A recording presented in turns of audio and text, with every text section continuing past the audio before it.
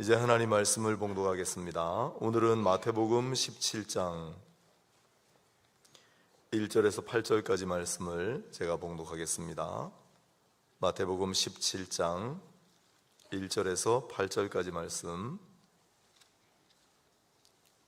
찾으신 줄로 알고 제가 읽겠습니다. 엿새 후에 예수께서 베드로와 야고보와 그 형제 요한을 데리시고 따로 높은 산에 올라가셨더니 그들 앞에서 변형되사 그 얼굴이 해같이 빛나며 옷이 빛과 같이 희어졌더라. 그때 모세와 엘리야가 예수와 더불어 말하는 것이 그들에게 보이거늘 베드로가 예수께 여쭈어 이르되 주여 우리가 여기 있는 것이 좋사오니 만일 주께서 원하시면 내가 여기서 초막 셋을 짓되 하나는 주님을 위하여 하나는 모세를 위하여 하나는 엘리야를 위하여 하리이다 말할 때 홀연히 빛난 구름이 그들을 덮으며 구름 속에서 소리가 나서 이르시되 이는 내 사랑하는 아들이요 내 기뻐하는 자니 너희는 그의 말을 들으라 하시는지라.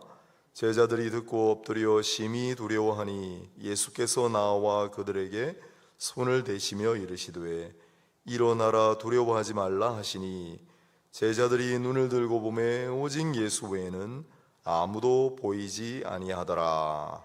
아멘. 오늘 설교의 제목은 변화산에 올라입니다. 잘 아시는 본문입니다. 신년이 되면 정초 산에 올라가는 분들이 많습니다.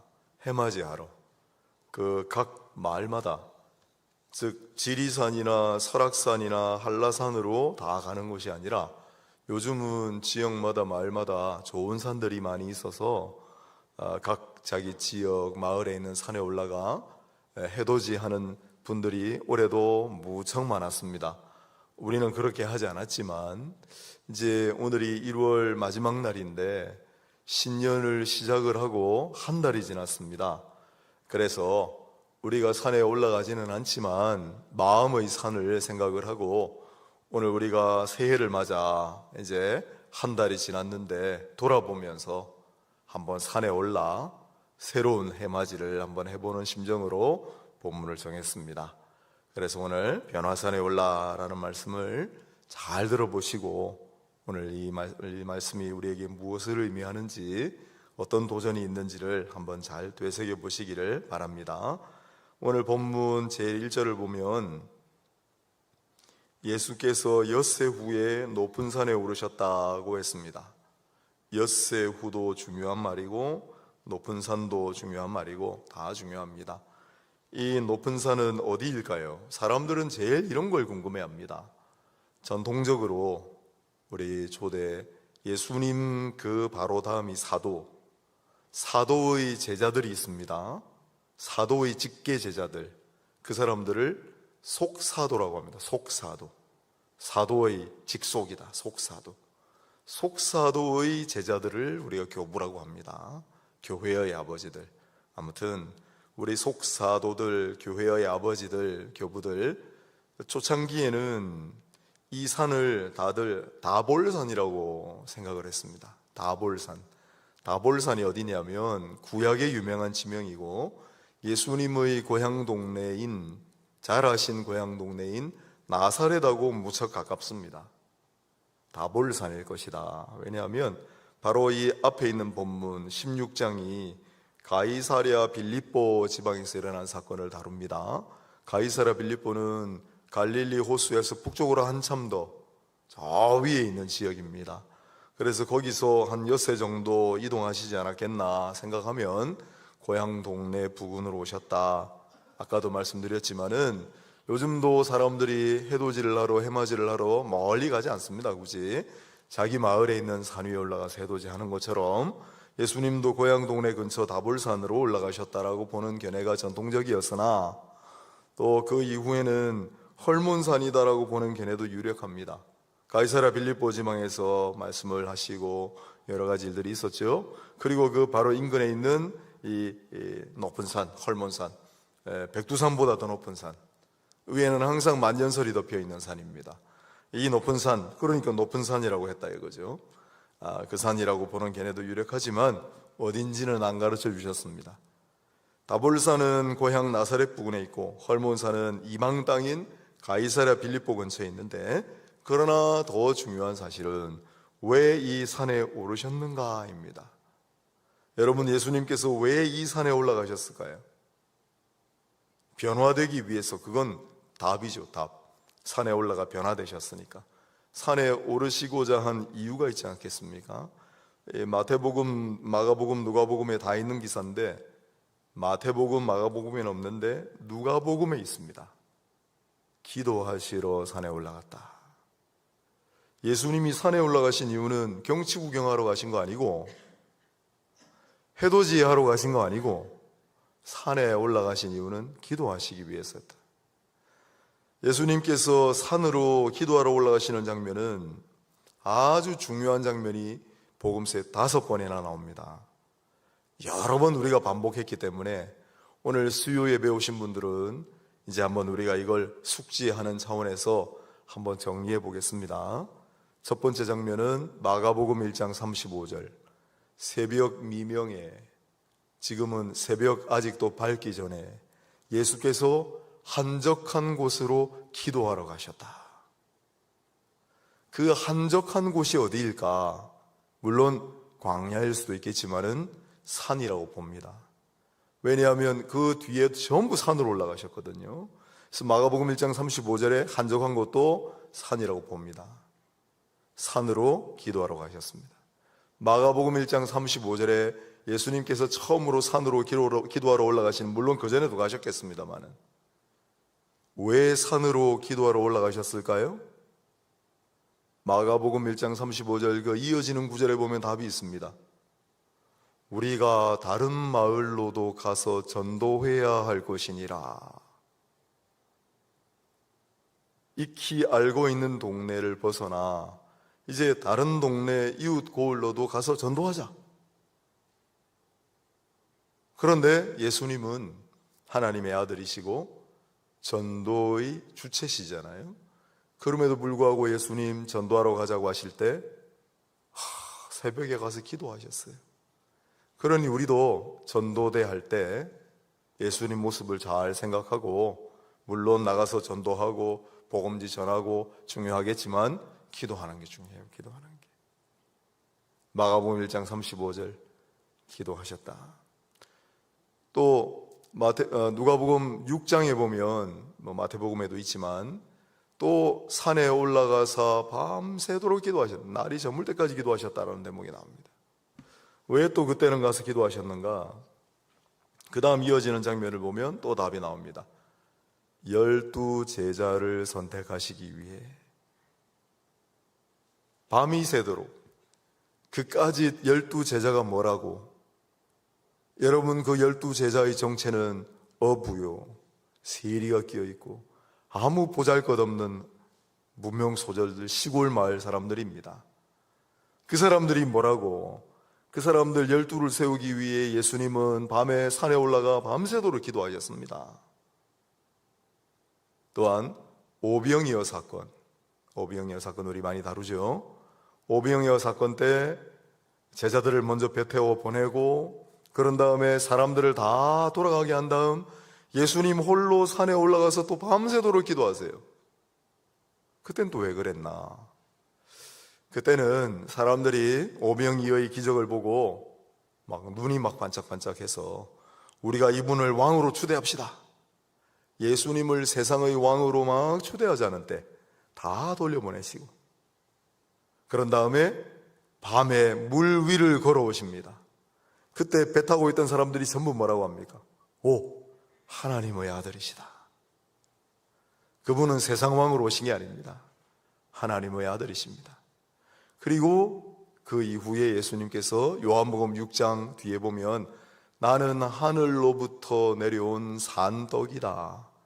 모세를 통하여 주신 만나와 메추라기를 먹어도 너희가 죽었거니와 내 살과 피를 물은 먹고 마시는 자는 영생을 얻으리라 라고 하는 놀라운 선포를 하시기 위해 밤새도록 기도하셨다. 네 번째는 겟세마네 동산, 잘 아시는 대로 거기 보면 습관을 따라 밤에 산에 기도하러 올라가셨다, 그렇게 나와요. 물론 겟세마네 동산에서 정말 땀방울이 핏방울이 변하도록 기도하셨는데, 기도하신 이유는 뭐예요? 이 잔을 거두어 주시되 그러나 내 뜻대로 마시고 아버지 뜻대로 하옵소서. 바로 그 다음 날이면 십자가에 못 박히실 것을 알았기 때문에 마지막 순간에 처절한 기도를 하신 거예요. 이게 바로 네 번의 예수님께서 산에 올라가셔서 기도하시는 장면입니다. 중요한 고비고비들이죠. 중요한 순간순간들이죠.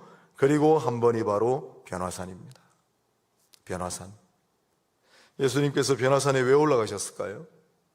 여기도 중요한 고비, 중요한 장면이기 때문에 그렇겠죠. 찾아볼까요?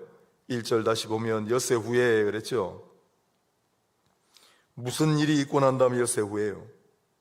무슨 일이 있고 난 다음에 가이사랴 빌립보에서 사람들이 나를 누구라고 하느냐? 엘리야의 환생이라고 합니다. 세례 요한이라고 합니다. 너희는 나를 누구라고 하느냐? 베드로가 주는 그리스도시고 살아계신 하나님의 아들이십니다, 고백한 장면. 그때 16장 21절 같은 페이지에 있을 거예요. 찾아서 보신 분들은 한번 같이 읽어봅시다. 16장 21절 뭐라고 했습니까? 이때로부터 예수 그리스도께서 자기가 예루살렘에 올라가 장로들과 대제사장들과 서기관들에게 많은 고난을 받고 죽임을 당하고 제3일에 살아나야 할 것을 제자들에게 비로소 나타내시니, 충격적인 이 말씀을 선포하시고 바로 그 직후에 일어났던 일이죠. 아무도 예상하지 못한, 주는 그리스도시고 살아계신 하나님의 아들이십니다 라고 칭송할 때 갑자기 주님은 내가 사람들로 말미암아 고난을 당하고 십자가에 죽임을 당할 것이고 그러나 제3일에 살아나리라, 아무도 이해하지 못하는 그 놀라운 말씀을 선포하시고 그걸 다 아셨기 때문에 산에 올라가신 거예요. 그렇게 기도하시는 거예요. 이처럼 예수께서는 중요한 순간 장면마다 고비마다 기도하시는 모습을 보여줍니다. 여러분, 오늘 이 변화산에 올라가서 예수님께서 무슨 기도를 하셨을까요? 무슨 기도를 하셨을까요?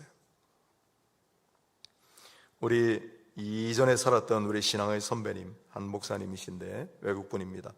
그분이 하신 말씀하고 내가 조금 묵상한 거하고 정리해서 이런 기도를 하셨을 거라 생각합니다. 아버지요, 아버지의 뜻을 깨달을 수 있는 지혜를 주시고 아버지의 뜻을 받아들일 수 있는 순종을, 아버지의 뜻을 마음속에 간직하고 신봉할 수 있는 인내심을, 그 아버지의 뜻을 찬양할 수 있는 기쁨을 주시옵소서. 왜냐하면 겟세마네 동산의 마지막 날 밤에 기도하실 때도 내 원대로 마옵시고 아버지의 원대로 하옵소서, 아버지의 뜻대로 하옵소서, 아버지의 뜻을 알기를 원합니다 라고 기도하셨기 때문이죠. 하나님의 뜻을 구하는 기도, 하나님의 뜻을 기뻐할 수 있는 기도, 하나님의 뜻대로 해주십사 하는 기도를 드리셨을 겁니다. 그리스도께서 이토록 아버지께 기도하실진데 우리가 어찌 기도를 드리지 않을 수 있겠습니까? 여러분은 어떻게 느끼실지 몰라도 저는 하루하루가 감사했고, 이제 우리가 새로운 성전에 들어온 지 90일 됩니다. 90일. 첫 예배 때부터 하면은 90일 넘고, 입당 예배, 헌당 예배를 기준으로 하면 90일 좀 안 되지만 가운데 잡아서 90일, 석 달이 지났습니다. 석 달도 성경에 중요한 수예요. 엿새 중요한 수입니다. 다 의미가 있죠. 우리 석 달이 지났습니다. 석 달이 지났습니다. 이스라엘 백성들이 출애굽하고 석 달이 지나도 도착했어요. 석 달이 지났습니다. 어떻습니까, 여러분? 어떻습니까? 어떤 일이 있었습니까? 무슨 일로 하나님 앞에 구하셨습니까? 어떤 감사가 있었나요? 이제 석 달이 지나 우리도 새롭게 변화산에 다다라 다시 한번 기도를 드려야 하지 않겠나 생각이 들었습니다. 우리를 향하신 하나님 아버지의 뜻을 다시 한번 새롭게 분별하게 하옵소서. 우리가 그 뜻을 겸허하게 받아서 순종할 수 있게 하옵소서. 무슨 일이 있어도 어떤 상황이라도 그 뜻을 잊지 않고 신봉할 수 있는 인내를 도하여 주소서. 하나님의 뜻을 찬양할 수 있는 기쁨을 허락하여 주옵소서. 이렇게 기도하는 우리가 되기를 소망합니다. 오늘 우리는 석 달 만에 다시 한번 변화산에 도달했다, 이런 생각을 가지고, 변화산에 주님이 기도하러 올라가신 것처럼 다들 기도하러 올라가셔서 하나님 아버지 앞에 간구함으로 아버지께서 주시는 놀라운 응답을 다시 한번 받아들이기를 소망합니다. 기도에는 항상 응답이 있습니다. 예수님의 기도에 당연히 하나님 아버지의 응답이 따랐죠. 하나님 아버지의 응답은 아주 놀라운 모습으로 나타났는데, 첫 번째로 모세와 엘리야가 현장에 나타난 것입니다. 많은 의미가 함축되어 있습니다. 여러 가지로 말씀드릴 수 있지만, 그러나 오늘 우리 이 설교의 초점이 뭐냐면 아까 찬양 불렀던 것처럼 예수예요. 예수. 오직 예수. 예수님을 중심으로 이 모세와 엘리야를 해석한다면 모세가 왜 나타났는가? 물론 오늘 본문 5절에 보면 내 사랑하는 아들이요 내 기뻐하는 자니 너희는 그의 말을 들으라. 나와 같은 자가 오리니 그의 말을 들으라. 신명기 18장 15절의 예언의 말씀이 이루어졌다는 간접적인 표시도 됩니다만은, 그래서 모세가 등장하지만, 그러나 오늘 이걸 예수 그리스도를 중심으로 해석을 하면 예수 그리스도께서는 모세하고 비교할 때, 자 여러분, 모세가 광야에서 출애굽하고 난 다음에 반석을 쳤어요. 2번이나 쳤습니다. 그 반석을 칠 때, 한 번은 명할 때 그 반석에서 물이 솟아나왔죠. 하지만 예수 그리스도께서는 모세가 광야에서 외쳤던 쳤던 그 반석과 비교할 수 없는 더 성스러운 반석이 되어서 이제 곧 침을 당하겠지만 그곳에서 모세보다 더 풍성한 생명의 샘물이 흘러나오리라는 보이지 않는 예언을 전하기 위해서 모세가 나타났다고 봅니다. 엘리야는 그럼 왜 거기 있는가? 그가 갈멜산에서 바쳤던 제물과 비교할 수 없는 스스로 희생 제물이 되셔서 하나님 앞에 바쳐질 것이고, 엘리야 앞에서 무사람들 앞에서 나타났던 하늘에서 내린 불보다도 더 강력한 부활의 영광이 되어 장차 나타나리라는 무언의 예언을 전하기 위해서였다고 봅니다. 그리고 예수님의 모습에 변형이 일어납니다. 2절입니다. 그들 앞에서 변형되사 그 얼굴이 해같이 빛나며 옷이 빛과 같이 휘어졌더라. 그들 앞에서라고 했습니다. 누구 앞에서예요? 모세와 엘리야 앞에서예요. 모세와 엘리야가 놀라운 인물들이지만은 이들이 영광의 모습으로 변형된 것이 아니라 예수님이 변형되셨어요. 모세와 엘리야는 구약의 영웅이고 구약의 영광이었으나 예수님은 그리스도의 영광을 감히 따를 수가 없었습니다. 그 얼굴이 해같이 빛나고 옷이 빛과 같이 휘어졌더라고 했습니다. 그리스도의 본체의 형상이 드러난 겁니다. 아무리 인간의 모습으로 감추려고 해도 감출 수 없는 예수님의 진면목이 마침내 드러났습니다. 인간이 아무리 가리고 덮으려고 해도 절대 덮을 수 없고 가릴 수 없고 왜곡할 수도 없고 변조할 수도 없는 그리스도의 신성이 마침내 드러난 장면입니다. 이사야가 예언했죠. 여호와께서 그에게 상함을 받게 하시기를 원하사 질고를 당하게 하셨은즉 그 영혼을 속건제물로 드리기에 이르면 그가 씨를 보게 되며 그의 날은 길 것이요 또 그의 손으로 여호와께서 기뻐하시는 뜻을 성취하리로다.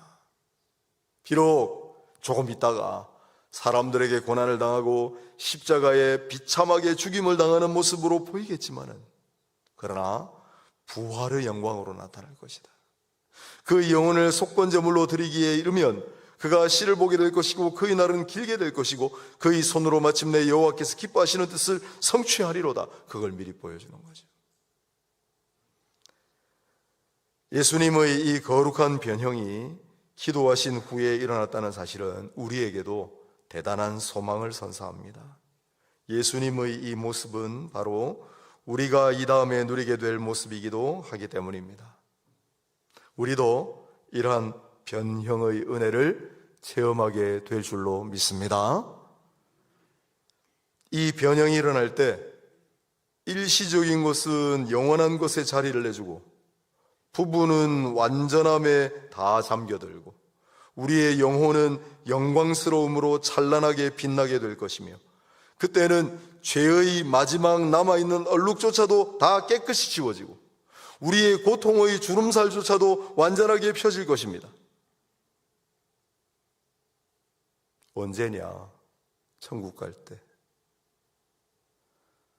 우리 박순명 장로님이 지금 병원 응급실에서 호흡기를 달고 마지막 숨을 거세게 몰아쉬고 계십니다.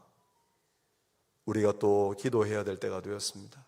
하나님 아버지, 이제는 평강의 날개를 내려주시고 눈부신 빛 가운데 그를 인도하사 아버지의 품 안으로 찬양하며 두려움 없이 걸어가게 하옵소서 기도하셔야 합니다. 그런데 그 천국에 입성할 때 뭐라고 제가 말씀드렸습니까? 고통의 주름살 하나까지도 다 펴지고 우리 죄의 마지막 남아있는 얼룩까지도 다 깨끗이 지워지고 부부는 완전함에 다 가려지고 우리 영혼은 영광스러운 빛으로 가득하고 그렇게 되는 거예요. 우리가 그렇게 변형되리라는 소망을 주님께서 친히 보여주시는 대목이기도 합니다. 우리의 혈족이신 구세주여, 우리는 당신이 허약한 인간의 동반자이심을 깨닫습니다. 우리와 같은 인간의 모습을 띠신 당신의 영광을 찬양합니다. 당신께서 우리와 같이 이 지상의 모습을 띠고 계신 것처럼 우리도 천국에서 당신과 같은 모습을 띠게 될 것입니다. 우리 신앙의 선배님들이 기도하던 문구입니다.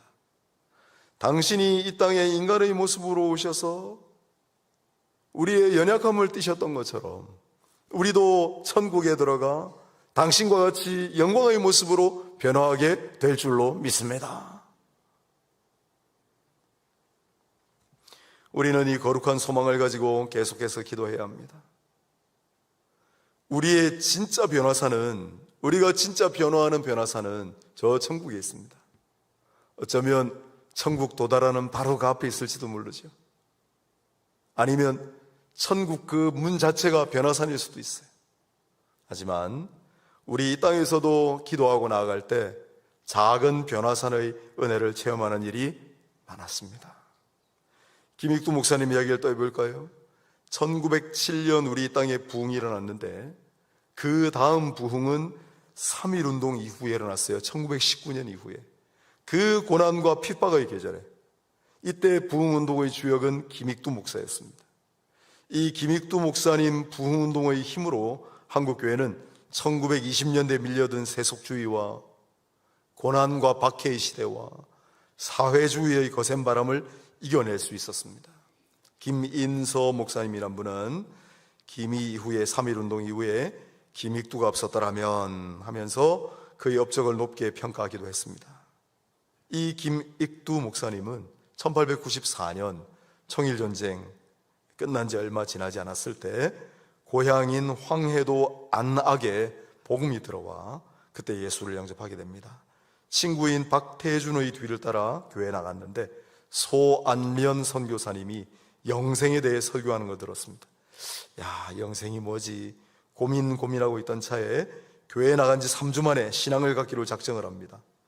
그리고 작정하고 집으로 돌아왔을 때 어머니가 이렇게 얘기를 하는 거예요. 나는 천지대감을 섬기고 있었는데 지난밤 꿈에 귀신이 익두가 방망이로 나를 때려 죽이는구나 라고 외치기에 깜짝 놀라서 깨어났다. 정말 이상한 꿈이었다. 말씀하시고 예수를 믿게 됐습니다. 아내도 예수를 믿게 됐습니다. 김익두는 신앙생활을 잘하기 위해 그 마을은 믿는 사람 별로 없었어요. 그래서 아예 믿는 사람이 많은 동네로 이사를 갔습니다. 신앙생활을 잘 하다가 어느 날 친구가 문제예요. 항상 술 친구들을 만나가지고, 야 익도야 뭐하냐 너, 오랜만에 만났는지 한잔하러 가자. 그래서 술을 마시러 가가지고 한 잔이 두 잔이 되고 두 잔이 세 잔이 되고 만취를 하고 기생집에까지 가고, 그래 집에 돌아가지고 대성통곡을 하는 거예요. 그러면서 내가 예수를 다시 믿어야 되겠다. 자리를 박차고 일어나서 산으로 들어갔어요. 가슴을 치면서 밤새도록 크게 회개했습니다. 새벽에 집에 와서 쓰러져 누웠는데 비몽사몽간에 불덩어리가 거기 가슴에 떨어졌어요.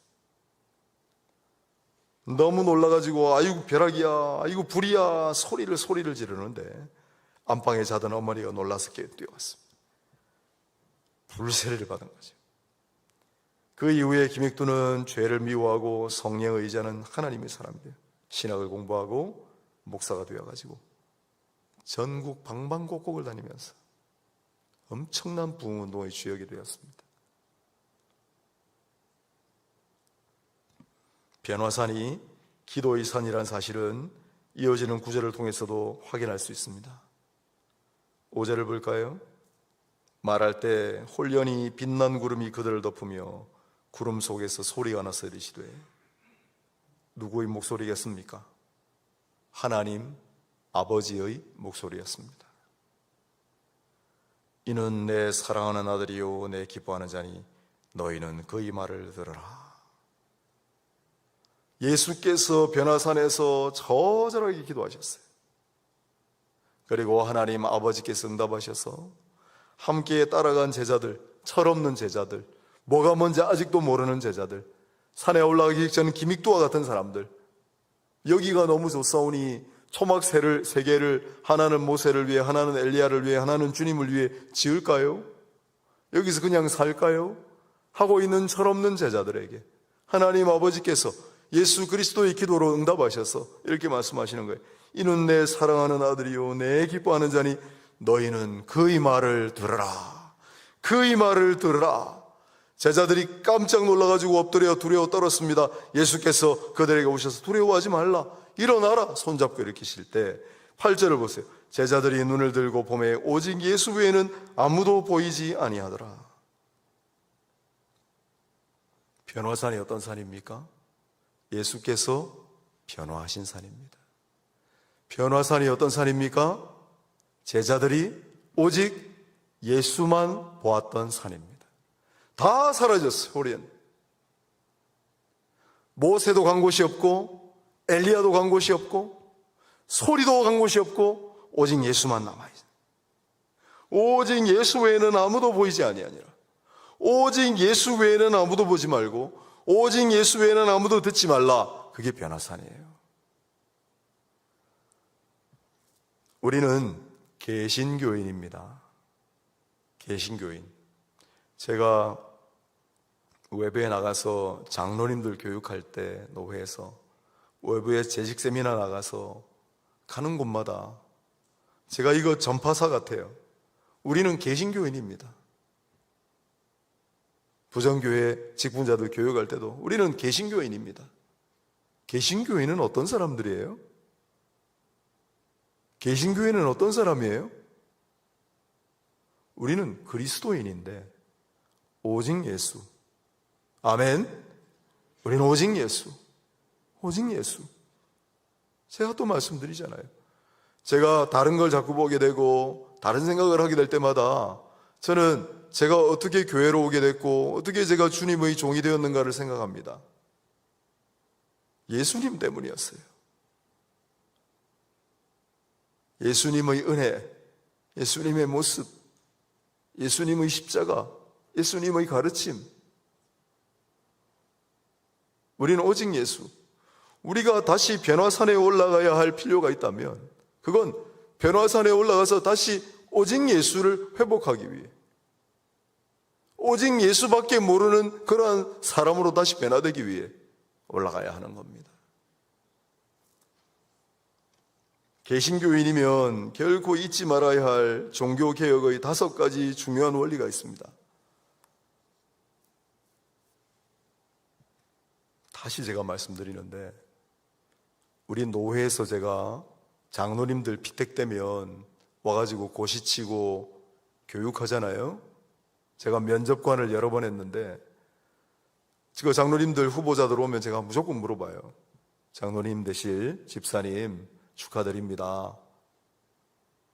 우리 개신교 종교개혁의 5가지 원리가 뭔지를 아시죠? 제가 노회에서 면접을 상당히 오래 봤습니다. 5가지를 다 말씀하신 장로 후보자를 한 명도 못 만났어요. 한 분도 없었어요. 한 분도. 나 마음으로 눈물을 너무 많이 흘렸습니다. 아이, 뭐 그거 뭐라고 뭐 차차 배우면 되지. 우리가 개신교인인데요.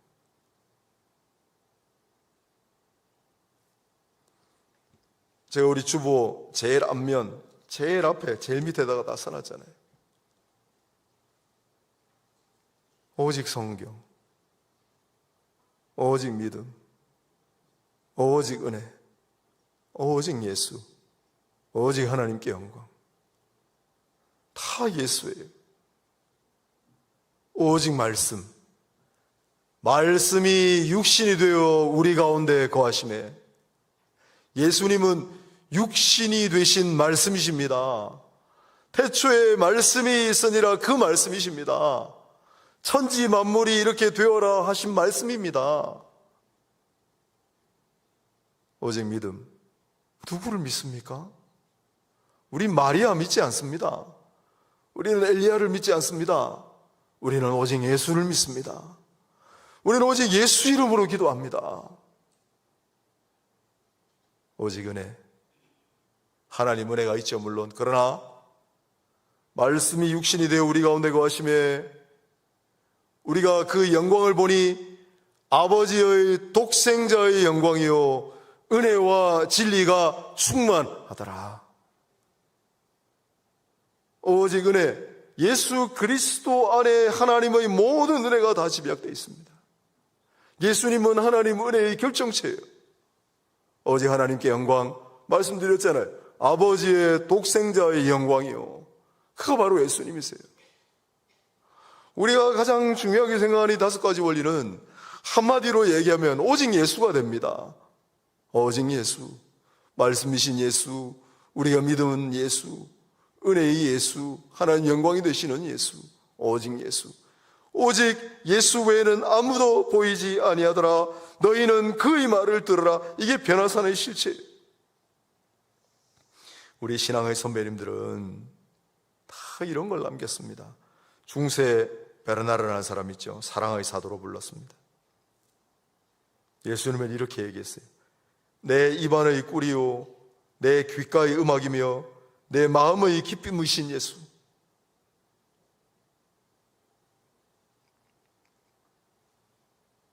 요한 세바스찬 바하도 예수는 나의 기쁨이십니다. 많이 있지만 생략하고 이런 멋진 표현을 잘 할 줄 모르는 우리 어머님들, 할머님들은 비록 투박하지만은 진실되게 이렇게 고백하셨습니다. 밥보다 예수. 그 실제예요. 실제 우리 할머니 원사님들이 하신 말씀들이에요. 내 삼아 예수 안 믿으면 죽습니다. 오메 그렇게 좋은 예수. 우리 아버님들, 할아버님들도 이해 못지 않았습니다. 할아버지 남자들은 좀 달라요. 시종여일 예수. 예수는 생명이니 믿어도 철저히 믿어야 한다. 우리는 다시 한번 거룩한 산에 올라 오직 예수 앞에 선 예수의 사람으로 변화되기를 원합니다. 예수의 사람이면서도 여전히 세상의 사람으로 살았지만은 이제는 예수의 사람으로 살아갈 수 있기를 바랍니다. 이번에 우리 목사 장로 세미나, 제가 이번에 책임자라 저는 끝까지 있었지만 정말 참여율이 저조했습니다. 가슴이 많이 아팠어요. 이번에 강사로 오신 분은 전혀 알려져 있지 않은 분입니다. 이분은 인천에서 고대 경제과 나오시긴 했는데 인천의 희망백화점이라고 하는 신우회 한 30명 모이는 교회도 아니에요. 거기는 30명 모이는 신우회를 시작을 해가지고 1500명 교회를 성장시킨 분이에요. 풍성한 교회로. 그런데 어느 날 다 내려놓고 다시 교회를 개척하셨는데 그 교회 개척한 교회 이름이 소풍교회예요. 소풍교회. 처음은 저희 조사하다가 이거 무슨 교회가 이름이 이렇지 했는데 보니까 소망이 풍성한 교회. 근데 제가 목사님하고 직접 얘기를 해보니까 진짜 소풍교회로 하고 싶었대요. 여기는 우리 잠시 소풍 온 거잖아요. 우리는 본향으로 갈 사람들 아닙니까? 그런데 그래 하면 또 뭘 하실까봐 소망이 풍성한 교회 하고 소풍교회로. 소풍교회를 개척을 해가지고 또한 500명 몽실몽실 교회가 커가는데 후임한테 물려주고 호리언 캄보디아로 떠나가지고 캄보디아에서 몇 년 동안 선교사역을 하시고 선교사로 또 좀 자리매김할 만하니까 다시 한국으로 들어오셔서 적박한 제주도 가가지고 또 개척하시다가 사역을 종료하신 분이에요. 그분이 개척한 소망이 풍성한 교회 소풍교회는 1호 소풍교회, 2호 소풍교회, 3호 소풍교회, 4호 소풍교회로 지금 4개가 지금 분리가 됐어요. 그러나 이분을 아는 분은 아무도 없습니다. 머리카락도 하나도 없으시고 키도 재까마시고 구부장하시고 지금 속초에서 편의점 알바하신대요.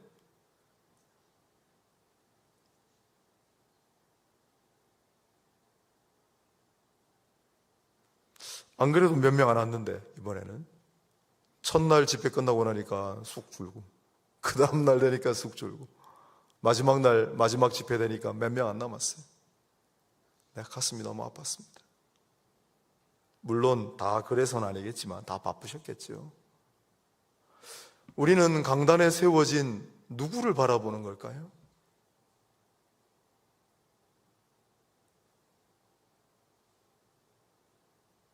우리는 새롭게 지어진 이 예배당을 바라보면서 누구를 생각하는 걸까요? 우리는 지금 누구를 생각하고 누구를 바라보며 누구의 목소리를 들으며 신앙생활을 하고 있는 걸까요? 목사님, 장로님들도 이러신데 하물며 이 시대를 살아가는 신자들이야 뭐 더 말할 필요가 없지 않겠어요?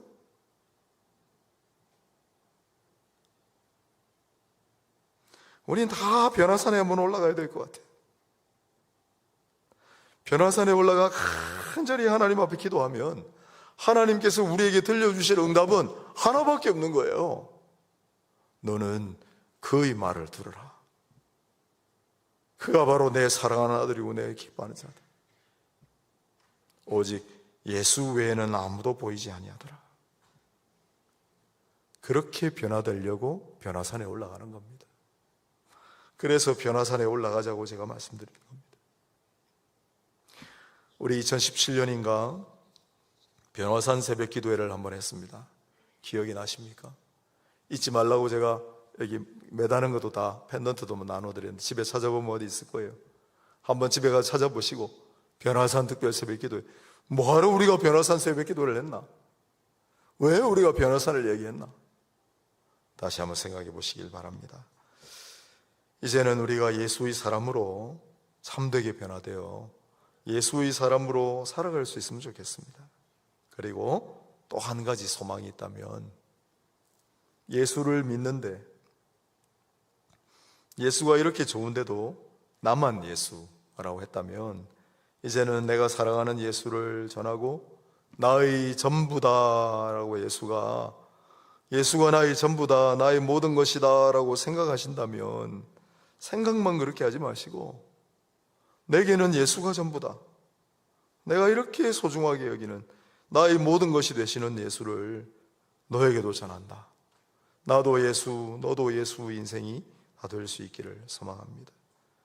이제부터는 오직 예수를 통해 힘과 위로를 얻고 소망과 비전을 가지며 오직 예수를 위해 충성하고 헌신하고 오직 예수로 인해 자신과 가족과 세상이 변화되는 기적을 체험하는 모두가 되시기를 축복합니다. 우리 비전 선포한 것도 제가 조심해요.